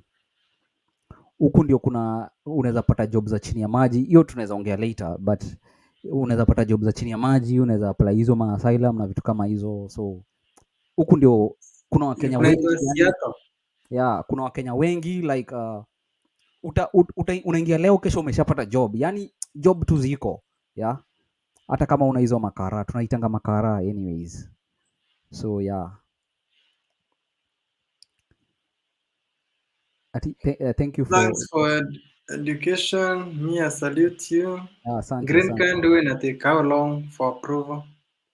6 Tumesema months. tumesema ukisha apply leo ama within this period utajua next year May. After that sasa ni hiyo process ya medical which sometimes can take time, and then from ukipita medical ndio watakupea link ya kutafuta ile date ya kwenda embassy kufanya hiyo kufanya nini interview, na ukipata interview bas uko na ruhusa ya kutoka nje ya hiyo country at any point, because ukikaa sana either your medical will expire ama your green card will expire, because you have 6 months until tangu ushinde, you have maybe 6 months mpaka utoke nje ya country. Tuko na wina hapo. Eh? I am a DS 260 migrant waiting for an embassy interview. Oh, nice. Good. Should I expect in the interview? What you should expect in the interview? Unaenda wapi? Nani atakuhost? Yeah, maswali kama hizo. Alafu swali za green card si ngumu kama za kuja kutembea ama kuja kaa student, unaona? So yeah, Mtembei tumempoteza, sijui kama mimi pia nimepotea. No, mi niko Yeah, so hapa. kama unanisikia, swali za green card si ngumu because everything is already, yani wewe ni mshindi sasa, wata kustress. I think basically zile vitu Yeah, alijaza kwa naona passport za tumepoteza tuingie. Mtembei, watu wanaweza niona ama wanioni. Tunakuona.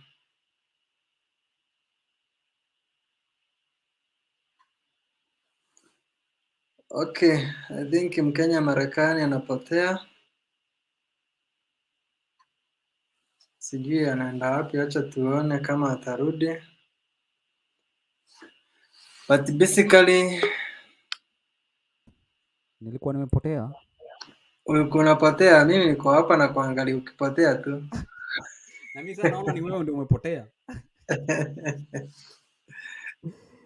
Yeah, anyway, kuna maswali So huyu ndio nilikuwa nasema maswali zenye ataweka hapo kwa whatever 60.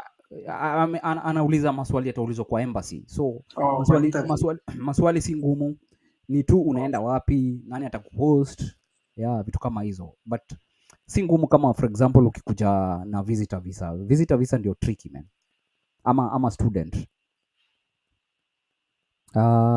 Is there a probability ukiwin green card then uende for interview fail?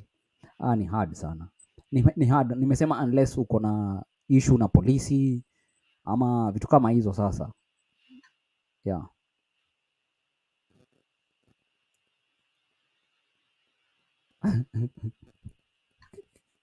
Mse wangu amepambana na mambo ya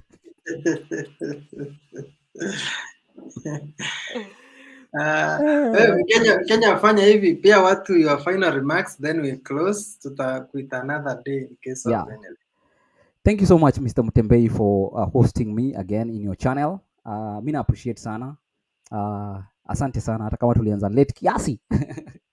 But anyway, people can subscribe to Mkenya Marekani there. We talk a lot about US opportunities available. So ukienda tu kwa YouTube utafute Mkenya Marekani TV utapata hapo hivyo inapopingia kwanza. So please enda hapo, utatupata hapo. Ukiwa na swali yoyote unaweza uliza, tuko tayari kukujibu. Enye hatuwezi tunakuambia tutakujibu baadaye, tufanye research, unaona, because we are not professionals, we are just talking out of experience. So yeah, mimi niliamua kufanya hivi because si Wakenya wengi wanaelezeanga watu life ya America na what you expect. So nikaona ni platform poa ya kuencourage watu na kumotivate watu. So that's all I do. So please make sure you subscribe pale kwenye Faith ati taka namba yako. Go to my Instagram, utanipata. Enda kwa Instagram Kenya Marekani ama Gary Wenaina, utanipata huko.